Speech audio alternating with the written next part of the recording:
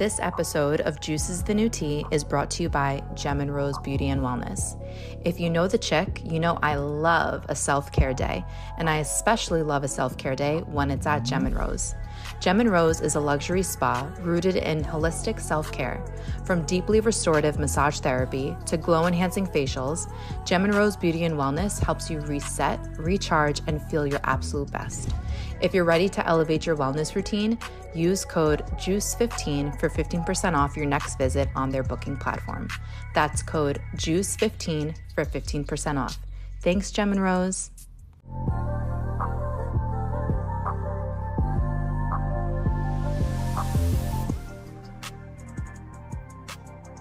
Welcome back to Juices the New Tea. I am your host, Eleni Simos, also known as the Clean Eating Chick, and joined with me today, probably one of our most favorite talked about guests that we had from season 1.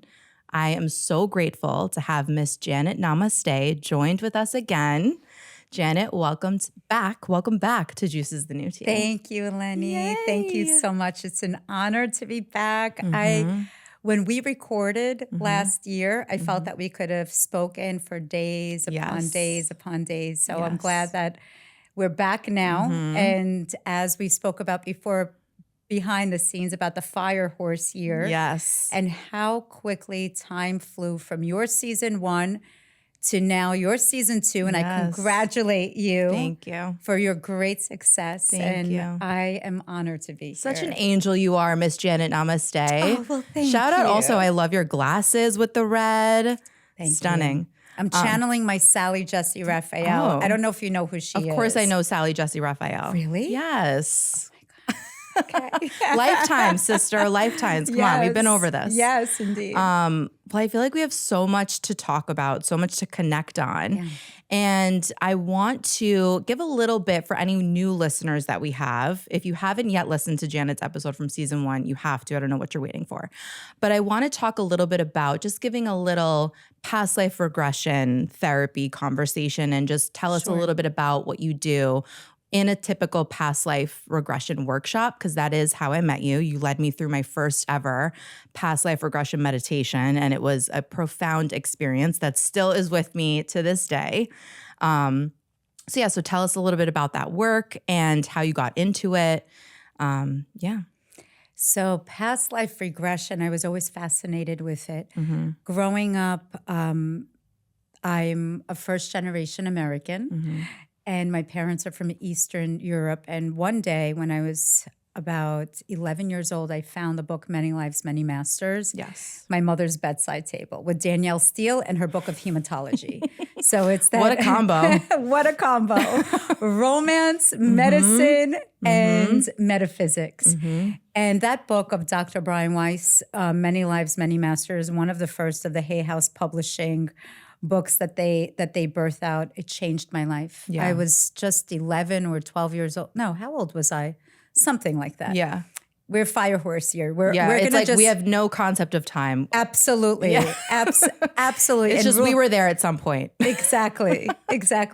So I read the book and I said, one day I'm going to meet him. It just felt that there was something there that resonated. When something is a resonant match, it feels like the truth. Yep. It feels like calm. And even though that book may have been a little bit spooky for the ones that maybe were born and raised where there's like such a discipline and this is what you believe in, and you listen to what I tell you. When you're born into a system and the soul forgets, or the soul is forced in a sense to go into the system and behave like the family, or go into a place of a school and acclimate to the way the school is handling things or their system. This particular book was basically my saving grace. And I was very ill at the time and homeschooled. And for some reason, I knew deep inside intuitively that one day I was going to meet Dr. Weiss. Long and behold, the year 2000 comes, and I'm working in Manhattan, and they had these little publications called the Learning Annex, and that's the way that they would advertise like the daily candy and all these different sample sales and all of these metaphysics stuffs. So Dr. Weiss was here. And out of 300 people, I was chosen to be on national television with him, ironically on the Sally Jesse Raphael show. And that's not why I'm wearing these. I just have, What a full circle moment. Oh my God, how perfect. Exactly. You can't write it any better. Exactly. It's all about the resonance, right? And fashion. But that being said, after that, I was about 25 years old, 25 going on to 26. And when this transpired, I was engaged to my husband at the time, and he put me on national television.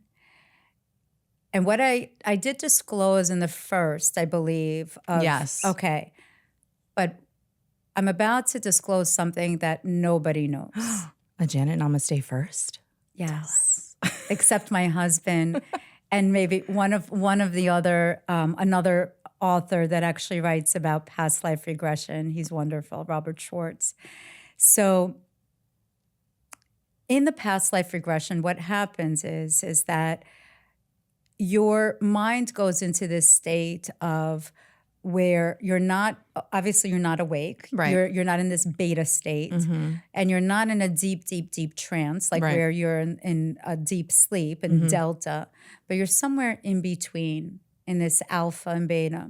So at the same time, your left brain, which is the creative side, that the mystical one. Well, it's the left brain and the right brain. Yeah. So we have the critical and we have the creative side. So even though whatever is going through, because through your mind, you can feel it viscerally in your body. Right. It's bypassing the five senses. It isn't something that you can actually explain with logic. Right. But what I can explain when someone is going through a deep meditation, what it is that there's these random or not so random memories that pop up, because your soul is absolutely eternal. Absolutely. And the eyes are the windows to the soul. When you look in someone's eyes, there's a sense of resonance or dissonance, a familiarity, or perhaps even of an energy of repel. Yep. And it's not about good or bad, because here we're on this earthly plane, it's neutral. Right. We're learning about duality in this dense earth plane. Ironically, we're actually filming on Earth Day, which is so beautiful and so special. So the way that different images come up is, for instance, it could be a horse, and you're like, where is this horse coming from? But then all of a sudden the image will change into a Lamborghini, like things that aren't even logically, a Ferrari. Logically connected, but you feel the visceral story. Yeah. But also with the past life regression that you led me through, the questions and the prompts that you were asking created almost like an imagery that felt, it was visceral, but it felt like it was more feeling throughout my body. It wasn't like my mind was active. Like it was just this interesting.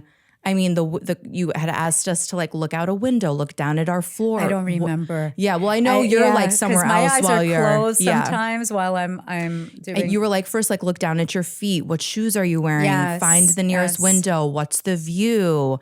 Someone's at the door. Go to the door. Let them in. Look in their eyes. Is this familiar? And it blew my mind. Oh, my angel, because your soul is eternal and your heart holds the energy of your soul. So it's a soul remembrance. Yeah. And, there are like our intuitive senses of clairvoyance, of claircognizance, of, all of these different clairs. And some people, even when they dream so vividly, and it gives you bits and pieces of clues of your destiny, but it's not just of what was, of dwelling in the past. And why is it so important with the past life regression? Why I feel it's such a pertinent modality. It's a great, and I don't want to say easy, but it's a gentle method of getting to the root of why you're going into a cyclical hamster in a wheel situation. Yes. For me personally, I went into it with an intention, as I like to do if I'm ever doing that type of work. And I had an intention and I kept it in my mind's eye as long as I could while you were leading us through the meditation, knowing at some point I was just going to have to like let go and not be in my mind and be more in my body. Exactly. And the perspective that came from the experience was so healing and affirmative that it took pressure off of a situation that I was dealing with and allowed for me to greet myself and the person and the people that ended up unexpectedly kind of showing up in the past life regression. It allowed for me to offer understanding and compassion towards them, and also just like a familiarity too, that I knew these people before. 100%. And so then like if I had made it through those experiences with them from the past, anything that came up would just be an additional lesson for me to learn and integrate to just make myself a more well-rounded individual, but also just offering compassion. Absolutely. And everything that happens in our lives is happening for the benefit of our soul's evolutionary path. Absolutely. I always say that nothing is ever happening to you. You're not a victim. Everything is happening for you. Indeed. If you choose to look at it that way, it's so much more powerful. It's not even looking at that way. It's embodying that.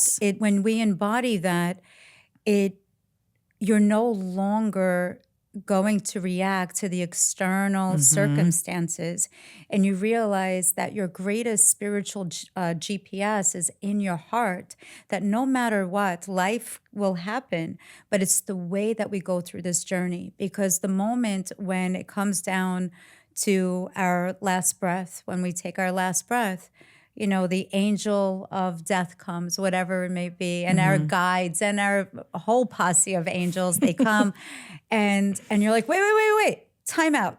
I need just a few more hours. Actually, I need a few more days. And they say to you, wait, what are you talking about? We gave you 365 days just this year. We gave you X amount of years, and now you're asking? Yeah. So it's so important that enlightenment can come at any time, but perhaps we shouldn't have that enlightenment moment when it's time to take our last breath. Perhaps when we embody it and we live in the moment of every single day of a death and a rebirth, not in a negative way, but we're constantly shedding our skin. I agree. Constantly. Yes. That is the moment of enlightenment. It's seeing the beauty and the reward of every single moment, every single breath that you take, of every single person that you meet is a gift. And I think embodying, I love that you reminded me to say embodying that perspective is also just so important, because then it just lends yourself grace through all of the death and the rebirth. Because like you are constantly changing, shedding, evolving, growing. If you can just keep that perspective, embody that perspective, it makes the experience of life a little bit easier, but you're not approaching it with like this resistance, right? You're just kind of like surrendering and flowing with the experience and like allowing for life to happen like with you as opposed to you. It's interesting you're saying that, and I'm like, it's not even keep the notion of embodiment. It's embodying embodiment. Yeah. And it's the wholeness of who we are, remembering that we're spirit, remembering that we are soul. We're all here on this journey of life, because at that moment also, when we take our last breath, there's no more judgment. We're all the same. Right. There's no more racism. There's no more wars of religion. There's no more of any of that. That's the moment of oneness. And if we are reminded every single day, or we choose to ground ourselves every single day, coming back to our hearts of meditation, or however it is, everybody has their own way. I practice Kundalini for the past 18 years. I have a prayer in the morning and a prayer at night. I don't come from a religious background at all. We have a multicultural, multi-religious, like every single faith is in my family, and race, and it's a beautiful thing, but it's all about of your own connection. And when you're connected, you're embodying the embodiment of life, of this journey of being in. And it's cyclical. It's whatever happened in the past, and I hope I'm as fabulous in the next, if not better. Yes, you are. Yes. We have to plant the seeds on Earth Day. We're planting the seeds. Sure. And you. Yes. But it's, no, just kidding. But it's... No, I'm planting those seeds. I'm going to be just as fabulous, if not even more fabulous. You know what? Fabulous in the next seeds. life. Yes. Seed, absolutely. So it's cyclical. And that was actually when you're going back to what you were saying about the past life regression. In that moment when I was 25 years old and I had that experience in being with Dr. Weiss, knowing that it was my husband from a past life and the corset that I was wearing and how I knew I was in Versailles and and at that moment I've never even visited France in my life. Yeah. And 25 years later, and this is a the little first. tidbit. Yeah. And I didn't even include this in my book that's coming out this summer, but you're the first to know. Yay. So here we are on national television. What transpired was the biggest secret of my relationship with my husband. And we're together now for 30 years. 30 years we're together. It's pretty wild. And at that time, when we first met, it was a sense of familiarity. It was this magnetic connection. And I knew right at that moment, I said, he's my husband. That's it. This is the one. And he never wanted to have children. And that was why we actually went our separate ways. Because for me, being a mom, my children are now adults, and but being a mom was one of the greatest gifts that I really felt. It was one of my soul callings that I just couldn't wait. Even when I was a little girl, I used to put like pillows or ponchos underneath and I'm like, I'm pregnant, or play with babies. I had like a little baby gorilla. That too, yeah. Right? It was like this hold your baby and hold me baby. Yeah. And for me, it was this like maternal nature that I could not wait. So when he told me that he didn't want to... In this lifetime, in he told you that. Okay. In this lifetime. Like this was like in 19... whatever, when we met, 1901. Just kidding. But are you kidding? No, I'm kidding. Actually, we met 1857 the first time. Oh my God. So the second time that we met. So here we are. And he told me this, and I asked him why, and he's like, I just don't want to lose you. And I said, you wouldn't lose me. This is crazy stuff that you're saying. Why would you lose me? These are your children. It's a family unit. But later on, he came back after we broke up, and he said, you know what, let's just try, because if you really, really want this, it must be something good. Wait, so he told you that he didn't want kids. You guys broke up, and then he came back around. He spun the block. Yeah. How long, and from when you broke up to when you decided, I can't lose this? It definitely did not feel like a fire horse year. It felt like a turtle year. But it wasn't even a year. Even one day felt so like an eternity. It was agony. Like when you're loving and you're in the flow, time just goes by quick. But when you are in an agony and it's definitely something karmic, you feel every millisecond of it. You need to feel the feels. Yes, I understand what that's like. Oh, yeah. But you're embodying the embodiment. Yeah. We're moving forward. and there you are. You're moving forward. Exactly. And that's, so here he comes back and he says, all right, let's do this. And I'm like, wait. You sure? It's not like ice cream. Like you could try chocolate. If you don't like it, you change to vanilla. Like this is a full lifetime commitment, James. Exactly. So what came? That's it. So here we are on national television. I felt, I was with him. I knew the Versailles castle. I knew it as if I felt like I was there. I knew the smells. I knew the floors, the parquet floors. I saw the embroidery of of the curtains. Everything was so detailed. I saw his funky shoes that he was wearing with these heels that he may have could have gotten to Coachella with those shoes, by the way.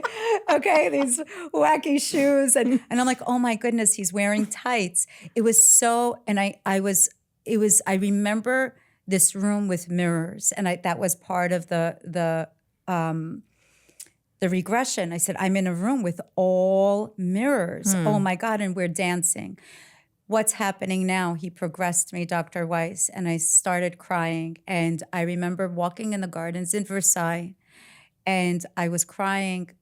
Like now I'm crying on national television, and I said, well, I want to give birth to this baby, but I'm never going to see her. I'm never going to see her.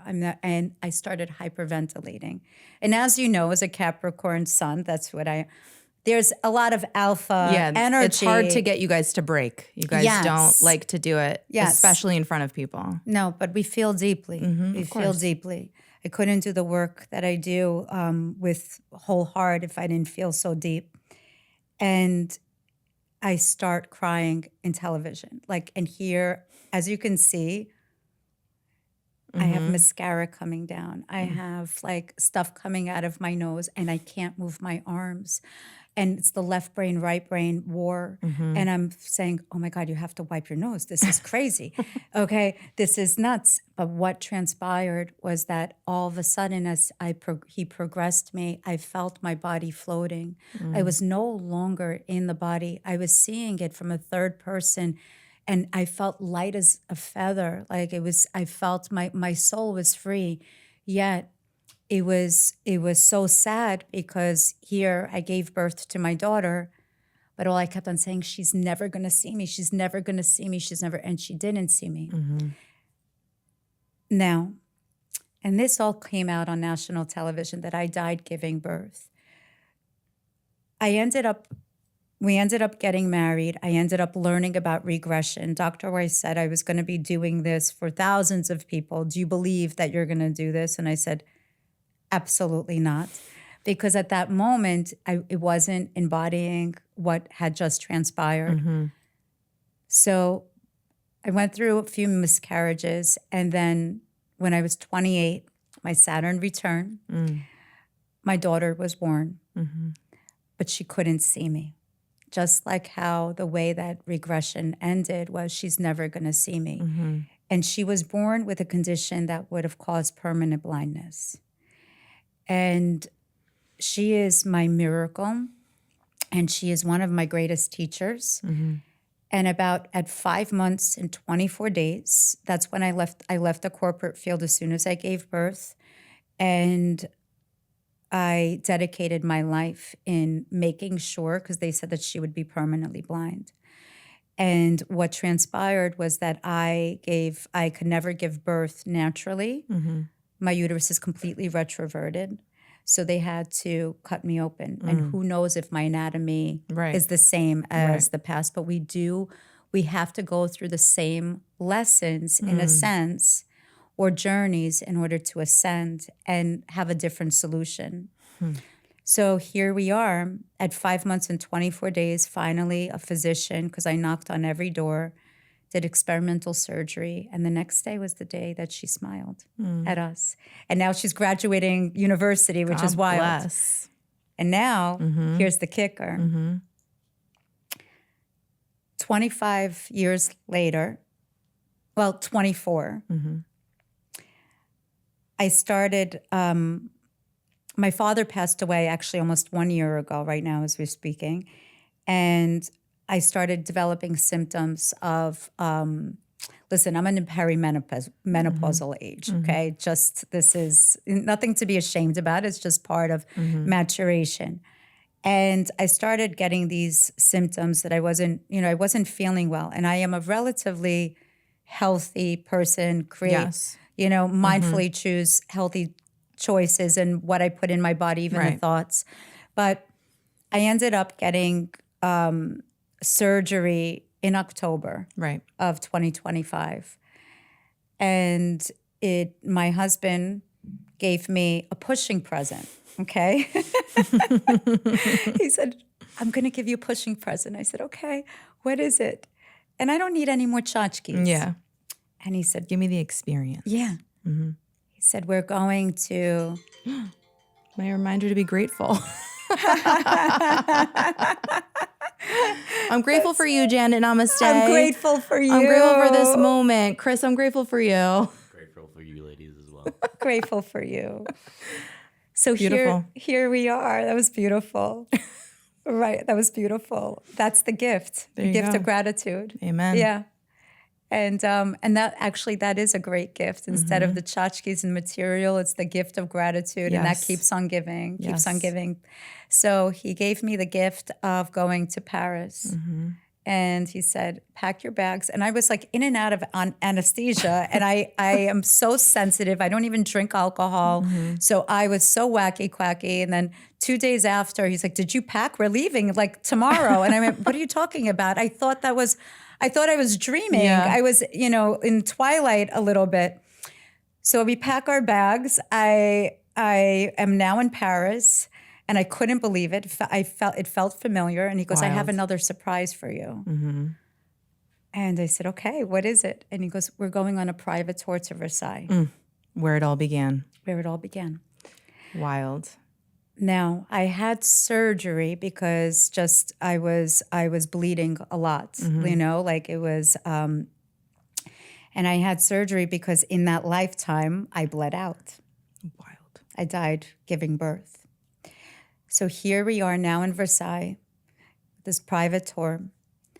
And as soon as we walk out of the car and he's holding my hand, we both start sobbing. We look at each other. Well, he's not sobbing. God forbid he hears me say that. Okay, whatever. His eyes were tearing up. Okay, how about that? I saw a little tiny tear. glisten. Yeah, but it could have just been the wind. Yeah, okay, okay. And it felt like home. We walk into the rooms. I knew the flooring. I knew everything. We're looking at each other. Suddenly, I start getting labor pains. This is the craziest thing. Oh Physical my pain. God. And all of a sudden, my back spasms. Now, I do yoga every day. Yeah. I'm like, what is going on? My back hasn't spasmed. Yeah. He's holding my bag.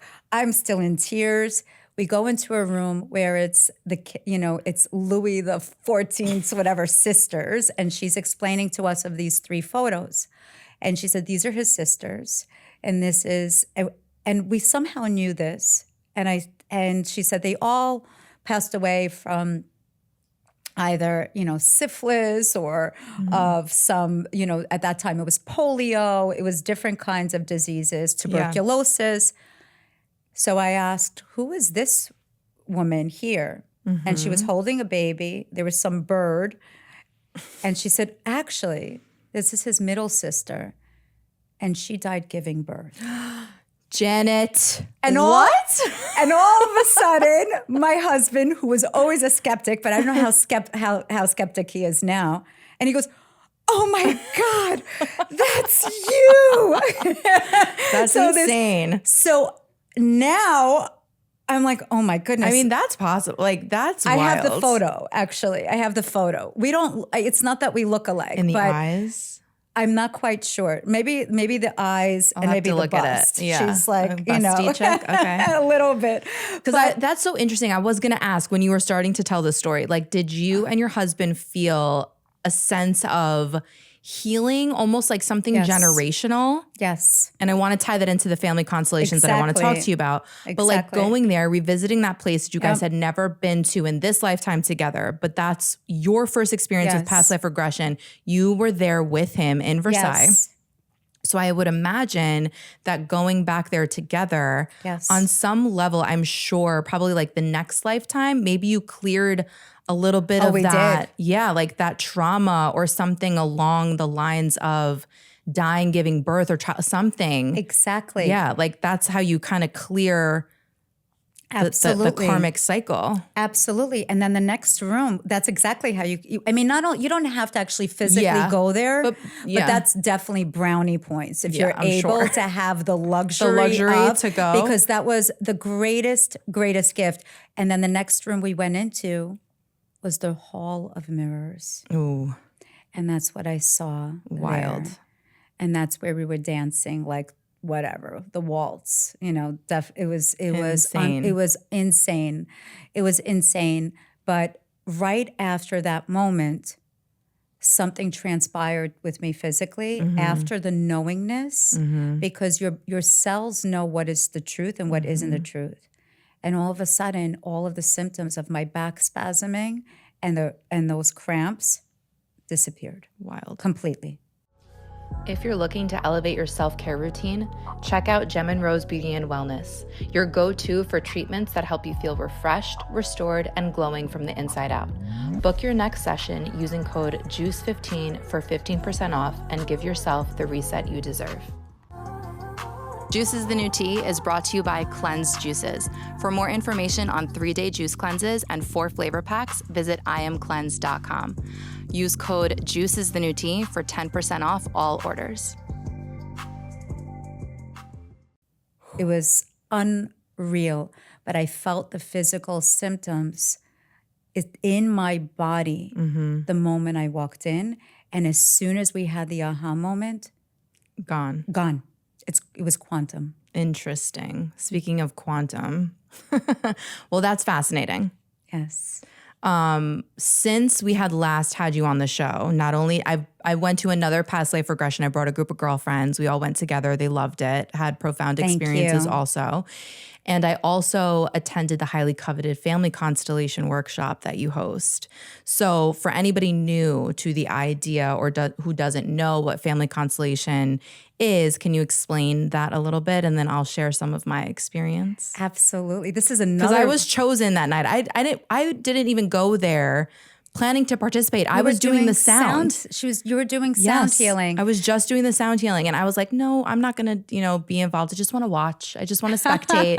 And then the quantum fields had other ideas for the check, which I'm open to it. We healed a lot that evening.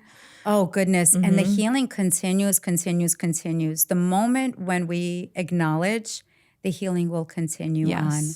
But I'll explain, and I love to talk about family constellations because it's such a beautiful modality as well. Also gentle, yet powerful. So family constellation derived from, he was a psychologist, and he was actually also a priest. It's very interesting, of Bert Hellinger.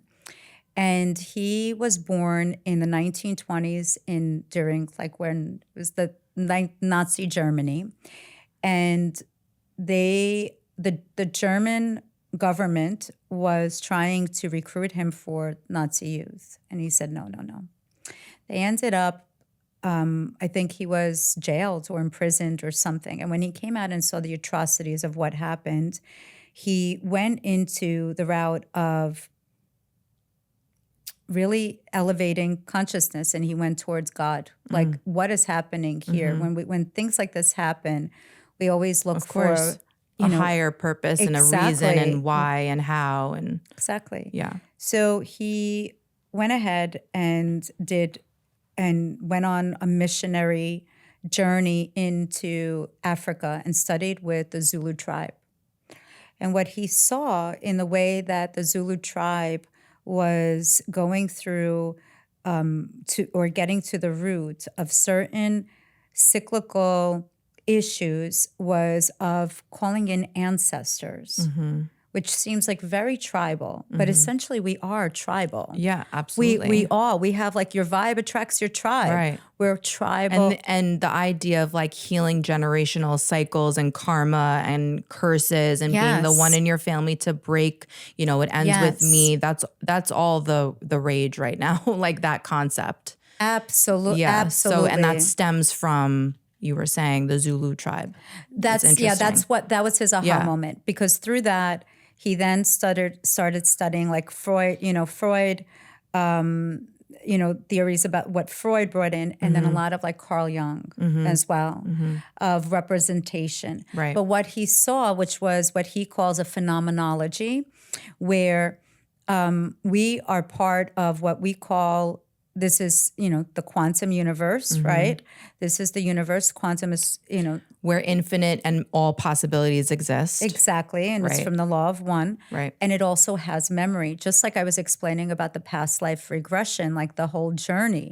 That was in a past life, and then this happens again now. Right. And it's this continuation, and we're eternal. We're going to continue until we become one with the light itself. Right. Because that's essentially what we are, is light.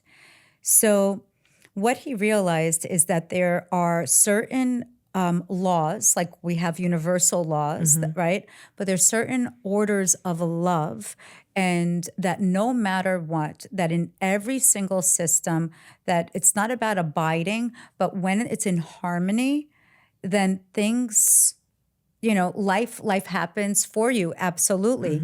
But when there is a break in the system, and I'll explain the laws of love, of the orders of love, not the laws, it's orders of love, as he calls it. When we are like in this knowing field is literally about how the universe has the memory of everything, just like the Akashic records, right? It knows everything about our past, it knows everything about our present, and the possibilities of our future, because we also have free will, indeed. Yes.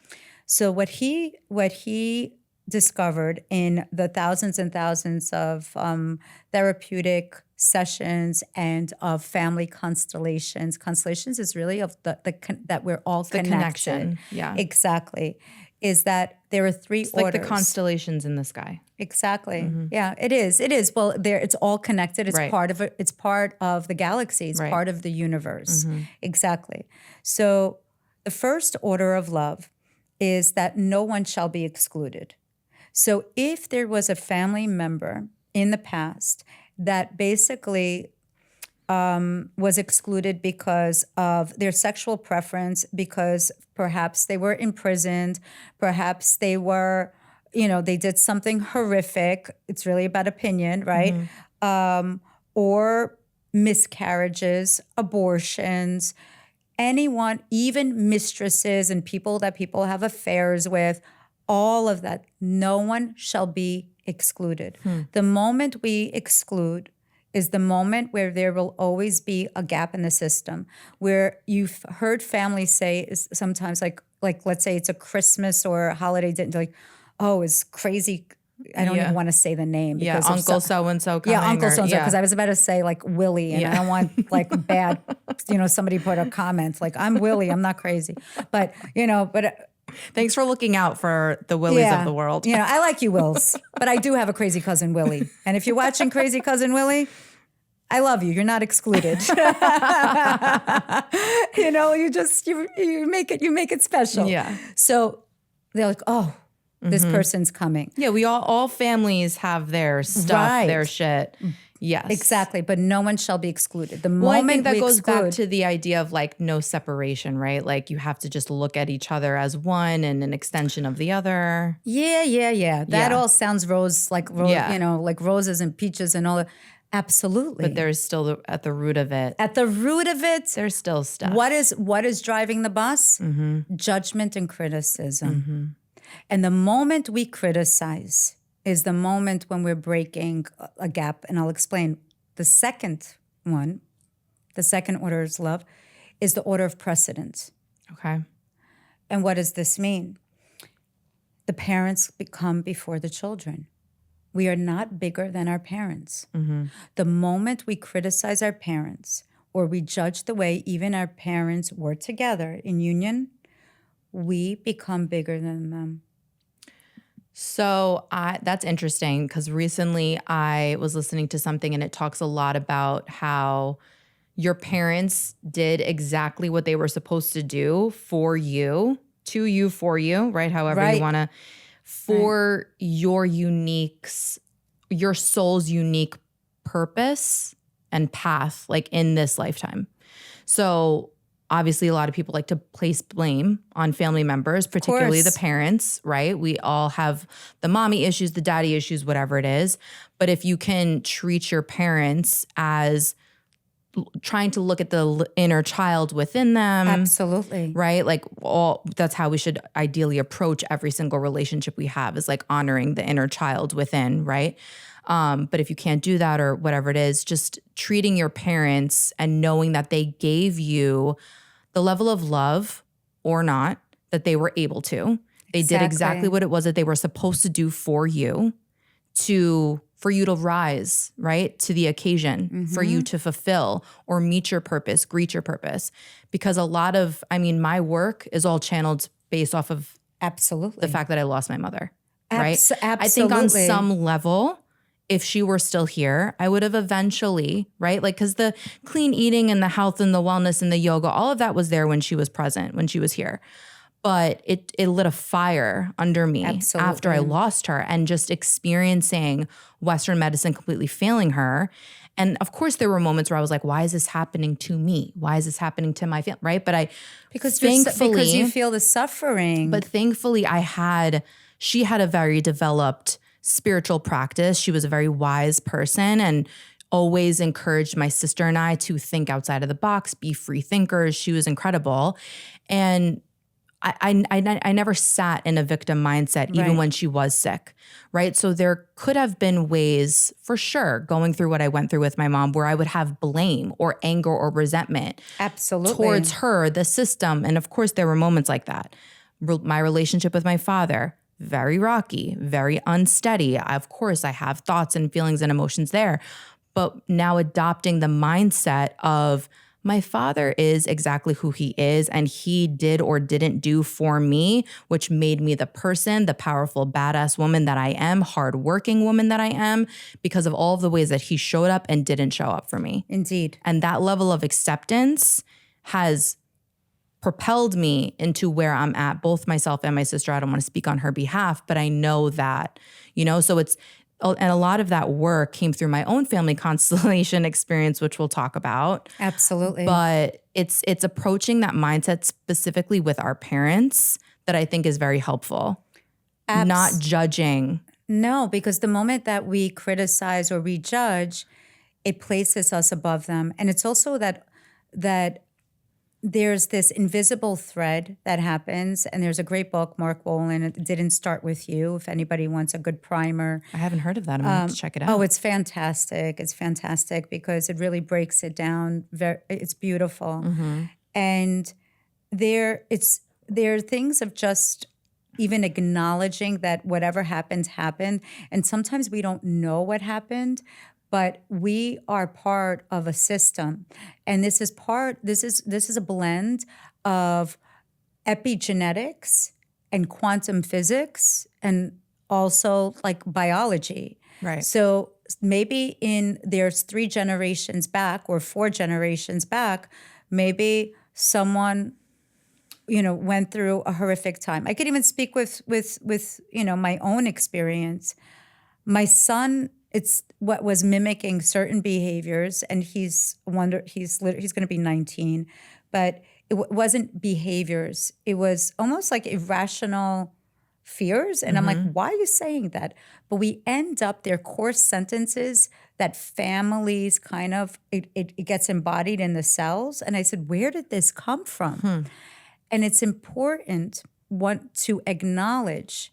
And I had an aha moment in my own constellation with one of my teachers that I studied with, and of acknowledging another person in the family that was excluded. And it was one of my cousins who didn't grow up in the United States, who grew up, in the Middle East, and he ended up passing away at a young age, in his 20s, I believe, maybe in his 30s, but young. And my son would mimic certain things, and even of the country, like he was from Israel, and he would say certain things about Israel. I'm like, why are you saying that? You were never even there. Like, and all of a sudden, during this constellation, I had to acknowledge that my cousin, that I remembered him.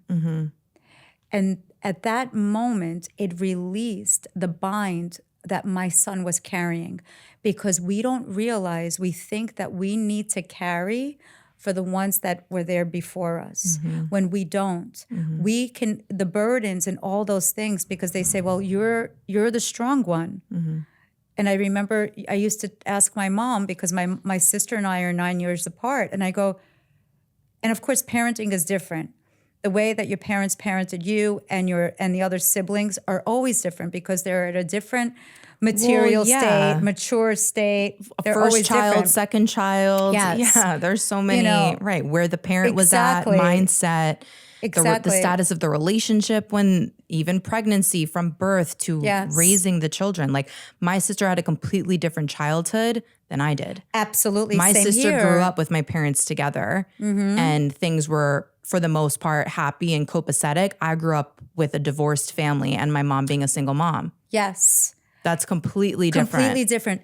But it didn't start with you. Right. There was somebody in the system in the past that may be mimicked. And even with diseases also, diseases start also, there are things that we may be and I'm not a doctor, but that we can be predisposed, like there's a predisposition apparently, but we don't need to activate those cells if we make healthy choices. Well, that's epigenetics. Now, Yeah. this is how sometimes we mimic this cycle. It is a hidden loyalty to someone in the family. So for instance, if there's a family that had 3 children and one of the children passed away, God forbid, 1,000,000 times, but like in an accident, suddenly the other one of the child will overcompensate to take the place, so the parent wouldn't feel, but it's not for them to carry. The fate of our ancestors and our family members belongs to them. So by honoring and respecting, the first rule is actually acknowledging what is. This is it, and it's a fact. Otherwise, we create narratives, and that narratives actually keeps us stuck and safe, maybe, but we don't grow. So when we acknowledge what is, this is a fact. When we start saying, well, this is because, and he was abusive because his father was an alcoholic too, and we are creating a narrative that keeps us safe, but it may not necessarily be the fact. Even when fathers, let's say an example, the father, leaves or abandons or whatever it may be, the child becomes very angry and they'll start rebelling. But in reality, the anger, that element of anger, is synonymous with sadness. And instead of, like saying he's a F in this and he's whatever, because we start labeling, that's it. I don't need him, and because of that, I'm going to do things differently. Yes, but the most important thing, acknowledging. The second, accepting what is. In my book, you will read about my childhood, and I love my parents very much. The only thing that our parents came here to give us is the gift of life, and what a great gift that is. Yeah.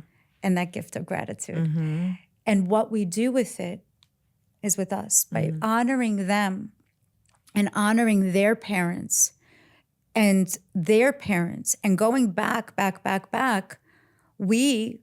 if we go into past life reincarnation, our future self can actually be our present self too. Right, because during the family constellation workshop, and also knowing this just from like my own experience, my own belief system, my favorite movie, Interstellar, like I believe in parallel universes, right? Like, yes, me too. And I think that everything is happening all at once. And I think like it's up to our free will sometimes that can kind of change the course of our lives. But I think there's usually some markers that we always kind of hit.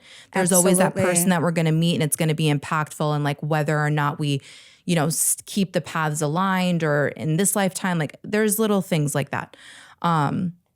But I think that with the family constellation work and my personal experience with that, I know that it healed, like, even though my mother is not here, I know physically, right? But she's here. Absolutely.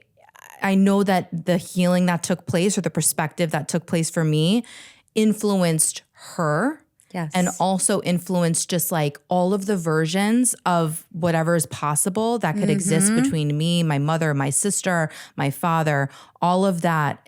The way that I see it in my head, and it's not always the best way to describe it, but like a ripple effect, like a vibrational healing that hit like every single parallel universe, because I see them all like to my left and to my right. Absolutely. It like influenced everything. And from there, I mean, thankfully I had acceptance was at the root of a lot of things that I had to deal with for the last, 10 plus years of my life, whether that was my mother, my father, right? All of that. So thankfully I've accepted, but through the family constellation, it just like brought it all to the forefront. Yes. And in a setting with strangers. Yes. I'll explain that. Absolutely. And the energies that were embodied and then further confirmed that with strangers, there is no separation, because as soon as you kind of give somebody a role, they unknowingly or knowingly embody that role.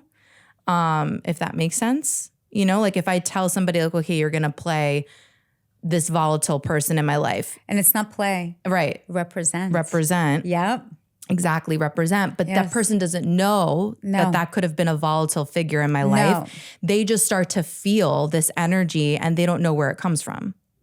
Exactly. So you see, just like I think we spoke about this last time, or we may have spoken just in general on the phone, angelic messages, right? Angel numbers. Yes. So that's a different way of the universe communicating with us. So the universe can communicate with us through metaphors and different symbolic meaning. So when I'm doing a family constellation, and when I'm leading a family constellation, as the facilitator, I'm completely neutral. Yes. I'm very grounded. I'm very neutral. And I just allow the field. It's almost like it sways you to whichever direction, and it's honoring that intuitive voice. Like I was speaking about the heart's GPS, your soul's GPS. But there's a greater soul. It's a universal soul, but your own family. Universal consciousness. Exactly. And you have the consciousness. Let's speak about consciousness. You have the consciousness of Eleni. You have the consciousness of your family. You have the consciousness of your heritage, of your home country of Greece, of where your family. So there's all different consciousness. There's like, different consciousness of religion. So, but there's a universal conscious, and that universal field is called the knowing field. So the way that I always begin with a visualization, a meditation where we ground and we call in. When I say call in, there's I guess a meditation where we are asking for our ancestors, whether they're alive or they have transcended, to the other side. They're in the penthouse already, by the way. We're still trying to figure it out. We're still trying to get up to. Yeah, they're in the penthouse. They've made it. They made it. Yeah. They made it. And whether they choose to come down here, like it's up to them, right? That's also, we also have free will choices in the spirit world, indeed. So here we are. We go through the meditation in which I call in all of the ancestors of your parents and your grandparents, and we go generations back. You don't have to necessarily know their names, but you know what it feels like. It's inside of you. They live inside of you, and just acknowledging that you are 50% your father and 50% your mother. So even like couples that they separate, and when one parent denies the other, it really affects the child because it's denying 50% of them on a subconscious level. This is bringing everything from the subconscious and unconscious into the conscious, so you can see with a bird's eye view in complete third perspective, as if your life is on stage. Yes. But it isn't a play. It's such a trip. It is the craziest such a thing. trip. And like I mentioned before, weird. I don't do plant medicine, nothing against anything. You don't need to when you do a family Oh my constellation. God. And I have. And that was like a sober psychedelic experience for Completely. me. And I was like, Completely. what the is happening here? Through my breath it was work. nuts. Yeah, through it completely is. Yeah, you can reach those higher level of consciousness without the plant medicine, through breath, through everything, and also attend a family constellation workshop by Janet Namaste. Yes, May 31st, there Brooklyn. we go. or online, of course. So here we are. Let's go back a little bit. We call in the ancestors, and what happens is that if you visualize them behind you, it forms like almost like a V formation, because right behind you are two people. Behind your mother and father, your mother would be placed on the left side, which is the divine feminine, right? The left is the receiving. Your father would be placed behind you on the right. Now, people ask, what if I was adopted? I have many clients that are adopted. The adopted parents are the ones that give us life. I mean, not the biological parents are the ones that have given us life, the gift of life. And our adoptive parents are the ones that lead us through life. Now, after the two, and if you have you put them there too, now you put the parents of, which are your grandparents. Then behind your grandparents, you visualize your great-grandparents. You may or may have not met them, but they all have the same desires that maybe you have. And what is it? To be happy, to make sure that, that you're healthy, that you can provide the way that you can live your life in whatever desire, but it's living through the bliss of your soul, not just for survival. But they also had some, and I don't want to say demons, but they had challenges. Let's not call them demons. The reason why, I don't know why I said demons, because that's so not me. I have no idea. But they have these challenges that they may have gone through, or guilt. Guilt is vicious. Sometimes when we feel guilty and we are a yes, when we really mean when we want to be a no, when we're negotiating our what we feel is a no, suddenly we feel guilty. We feel it's that guilty conscious. So we're here, that energy comes into us. But we also gain their strength, not just their loose strings. That's an important perspective, and I'm glad you just brought that up to the forefront. And I also can't believe it's already been an hour that we have been having a conversation. Oh my That's goodness. Absolutely insane. Fire horse, baby. Legit, like no concept of time. No. But so many people talk about the generational curses. Yes. And it's like this constant negative connotation, when like you also have the energy and the power of all of your ancestors that have persevered through adversities and challenges that we cannot even wrap our brain around in 2026. Exactly. Like they went through so much, and we are the lineage of, let's focus on the power. Let's focus on the strength. Yes. Let's focus on the will that our ancestors had, as opposed to the stuff that we have from them. Like it's the baggage. It's that luggage. It's almost like it's that little pebble that gets passed down. And then you say, you have this boulder now over here, and you're like, oh my God, I have this boulder, but I have to carry it for my family. And in a sense, why don't we just transmute, like what you just said, and utilize all of the great gifts and the strengths? Then you're in that flow, and that's where you get to the solutions will come. And how do they come? Can I wrap it up of how? Yeah. When we're doing a live constellation, after that, I pick a name out of, a hat or my sound bowl or whatever it is. And there's no such thing as random. What Bert Hellinger, he calls it the knowing field, which is essentially quantum, or we call it could be the Akashic records. Every single thought form, every single action is being recorded somewhere. So now you're basically taking that, whatever, not VHS tape, guys, but like whatever it is, digital video, and you're asking, play it in front of me.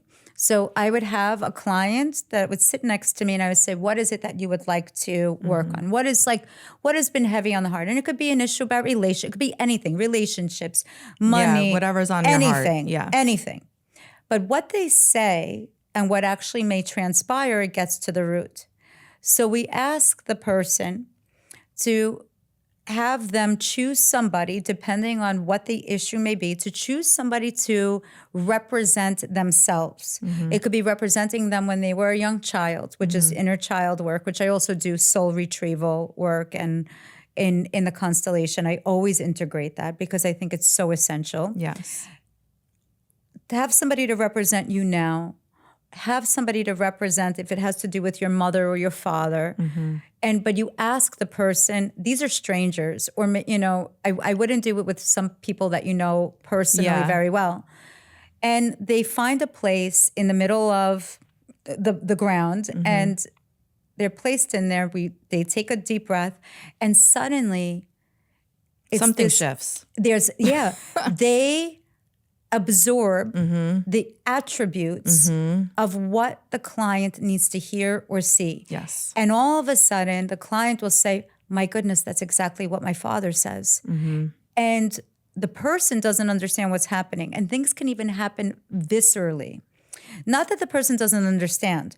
They become a pure representation, a vessel, because we are light beings, and it's not possession or anything like that, but it is a form of channeling, which I believe every single person has. Every single person. We talked about this last time, However, me as the facilitator there, they feel more comfortable. You could call it whatever you want. You could call it channeling. You could call it connecting to the guides. You could call it connecting to the field. Call it whatever you like. But there is a phenomenology that happens, and through that, the person sees that is sitting there, the client, of what was happening behind the scenes and the reason of, and their narrative of what their life was like can get shifted. I'm not saying it gets erased, but it shifts. And forgiveness does happen, because you know what is true forgiveness? It's not condoning negative behavior, but the most important forgiveness is forgiving yourself for thinking that you deserved to be punished in any way, or to be hurt, or thinking that God is punishing. God never punishes. It's the most beautiful, loving source. So forgiveness at that moment not just releases you, because you're like, wow, it releases the generations behind you. And what transpires in the field is the most beautiful, beautiful expression of unconditional love. And everyone can feel it. You know what unconditional love feels like. And there's this sense of nurture. And sometimes getting to the root of it can be a little bit painful on the emotional level. Absolutely. Because we've been playing a role for so long. But this gets to the root. And not only do you heal yourself, it's pure liberation and sovereignty for yourself, for 7 generations back, and for generations forward. Right. Ooh. Janet, next time I'm going to have to book 2 hours with you. You could because I don't want Chris to have a heart attack if I continue this conversation. But he's going through a Saturn return. It's okay. Well, yeah, I mean, that was beautiful. Thank you. Thank you so much. Thank you. You got us, for the healing work that you do and the beautiful supportive environments that you create. And you have a book coming out that you mentioned. When is it coming out? When can we get it? This summer. Beautiful. Yeah, the summer of 2026, and then we'll. What's it called? Do we have a? Did you share publicly the name yet, or no? Not yet. I don't think I did. Okay. But yeah, it's called A Symphony. Okay. Your beautiful. Soul Song. I love it. I can't wait to read it. I can't wait to dive into it. And I can't wait to have you back. I'm going to book 2 hours next time. Thank you so much. It's an honor. And thank you for the work that you do. Thank you for your beautiful, pure heart. Thank you. Thank you to your mother and father. Thank you to your ancestors, your angelic guides. Yes. And thank you for the love and light that you bring to the world, truly. Thank you, Janet. From my heart to yours, thank you. From my heart to yours, thank you so much. Tell the people where they can follow you, work with you. Sure. Yeah, go for it. Sure. So I'm on Instagram, Janet Namaste, and that is also my website, janetnamaste.com. And that really is the way. And I do workshops online. I have an online membership called Soul Star, which is global, that we meet twice a month for 4 hours a month that I teach workshops. I just did a workshop on past life, not past life regression last night, which we have done, but we do workshops of family constellations, and whatever I know, I pay forward and I teach. Yes. So you can find me. You can find me in the universe, in the field. All right, beautiful. Thank you, my angel. Thank you so much. Thank you. And for everyone listening, make sure you follow Juices the New Tea on Instagram, and we will see you next week for a brand new episode. Thank you. This episode of Juices the New Tea was brought to you by Gem and Rose Beauty and Wellness, where relaxation meets results. Whether you're in need of a reset or a glow up, Gem and Rose offers treatments that are designed to support you from the inside out. Use code JUICE15 for 15% off your next visit. That's JUICE15 for 15% off. Juices the New Tea is brought to you by Cleanse Juices. For more information on 3-day juice cleanses and 4 flavor packs, visit iamcleanse.com. Use code JUICES the New Tea for 10% off all orders.